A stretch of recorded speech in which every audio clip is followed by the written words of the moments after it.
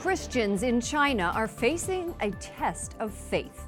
The latest episode involves a Catholic church in the eastern part of the country demolished by the government. Correspondent Wyatt Goolsby reports from the State Department.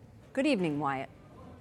Good evening, Lauren. The Catholic Church is not the only religious organization facing persecution. State Department officials blame President Xi Jinping and his government for cracking down on all religious groups. Believers are seeing their freedoms disappear, and that includes places of worship.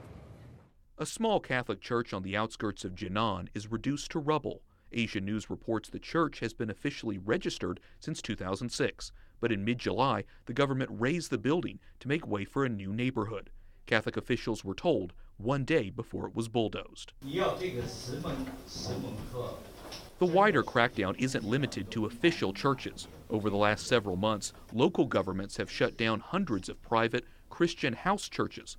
Authorities have also seized Bibles, and online retailers have pulled them off their sites. This Protestant pastor says his congregation is terrified because the Chinese government will chase them down just for going to church. Olivia Enos, an Asian studies expert, says these are all examples of a broader government agenda. And I think that oftentimes Chinese authorities view God as a potential threat to the Chinese power and the ability for them to exercise authority as actors of the state. Last month, Secretary of State Mike Pompeo called out the Chinese government, as did the vice president. The State Department's annual International Religious Freedom Report has labeled China as a religious freedom violator every year since 1999. Together with other religious minorities, Buddhists, Muslims, and Christians are often under attack.